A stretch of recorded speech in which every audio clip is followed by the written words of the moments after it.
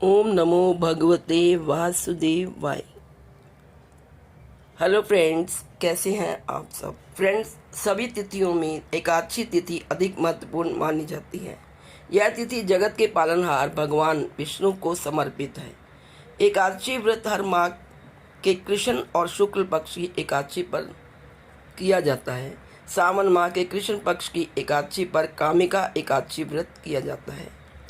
पंचांग के अनुसार कामिका एकादशी व्रत कल यानी कि 31 जुलाई को है। इस व्रत के दौरान अन्न और नमक समेत कई चीज़ों को सेवन नहीं किया जाता। इस दिन भगवान विष्णु की पूजा की जाती है। श्रावण मास में श्री हरि की पूजा अत्यंत फलदायी होती है। इसका पालन करने से व्यक्ति के पापों का नाश हो जाता है। कामिका एकादशी व्रत का प्रभाव मन और शरीर पर सीधा पड़ता है। ऐसी मान्यता है कि एकादशी का व्रत विधि विधान से रखने पर प्राणी सभी दुखों से मुक्त हो जाता है। आइए जानते हैं एकादशी का कामिका एकादशी का शुभ मुहूर्त। एकादशी तिथि शुरू होगी 31 जुलाई सुबह 5:32 से और समाप्त होगी सुबह 7:32 तक। और पारण का समय है 1 अगस्त को सुबह 5:41 से सुबह 8:24 तक। कामिका एकादशी पर भगवान शिव और श्री विष्णु दोनों की कृपा तो मिलती ही है। इसके अलावा सावन के गुरुवार का शुभ फल भी मिलता है। एकादशी के व्रत से पापों का नाश होता है। इस दिन स्नान, दान और ध्यान का अनंत गुना फल प्राप्त होता है। आइए जानते हैं एक कामिका एकादशी के क्या नियम है।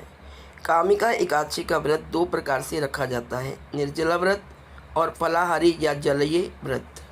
निर्जल व्रत पूर्ण रूप से स्वस्थ व्यक्ति को ही रखना चाहिए, क्योंकि इसमें बिल्कुल भी जल ग्रहण नहीं किया जाता।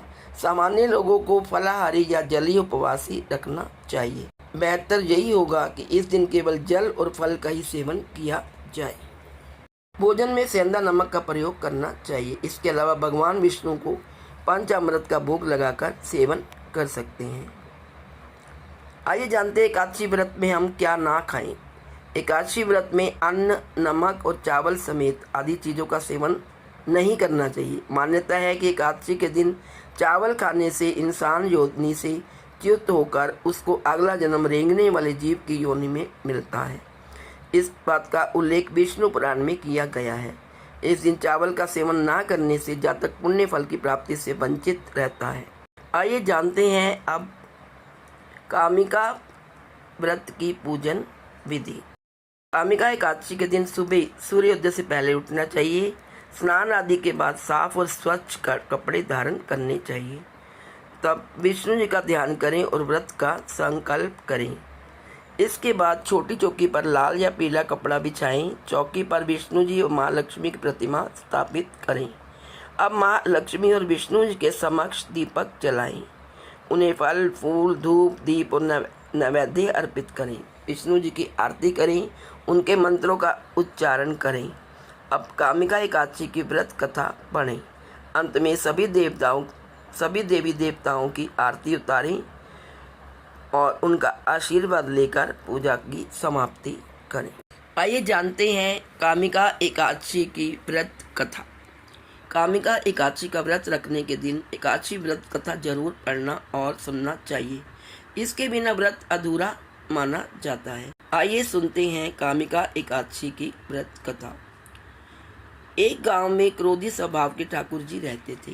एक दिन उनका एक ब्राह्मण से झगड़ा हो गया और उन्होंने क्रोध में आकर ब्राह्मण की हत्या कर दी। पाप का प्रायश्चित करने के लिए ब्राह्मण का अंतिम संस्कार करने की इच्छा व्यक्त की, लेकिन ब्राह्मणों ने उन्हें ऐसा नहीं करने दिया। ठाकुर पर ब्रह्म हत्या का दोष लग गया। एक दिन ठाकुर ने एक मुनि से ब्रह्म हत्या के दोष से मुक्ति का उपाय पूछा। तब मुनि ने इस पाप से मुक्ति पाने के लिए कामिका एकादशी व्रत रखने की सलाह दी। उन्होंने बताया कि विधि पूर्वक इस व्रत को रखने से व्यक्ति के सभी पाप नष्ट हो जाते हैं। ठाकुर ने मुनि के बताए अनुसार कामिका एकादशी का व्रत रखा। भगवान विष्णु की विधि विधान से पूजा की। भगवान श्री हरि ने स्वप्न में ठाकुर को दर्शन दिए और उसे ब्रह्म हत्या के दोष से मुक्ति प्रदान की। मान्यता है कि जो व्यक्ति कामिका एकादशी व्रत कथा सुनता है और भगवान उसे सभी पापों से मुक्ति दिलाते हैं। दोस्तों ये थी संपूर्ण जानकारी कामिका एकादशी के व्रत की, जो कि कल है। आप सबको मेरी तरफ से कामिका एकादशी की हार्दिक शुभकामनाएं। आइए मेरे साथ बोलिए, भजमन नारायण नारायण हरि हरि श्री। आइए मेरे साथ बोलिए, भजमन नारायण नारायण हरि हरि श्रीमन नारायण नारायण हरि हरि। तेरी लीला सबसे न्यारी न्यारी हरि हरि। भजमन नारायण नारायण हरि हरि। ओम नमो नारायणाय। ओम नारायणाय नमः। Please like, share and subscribe. Thank you so much.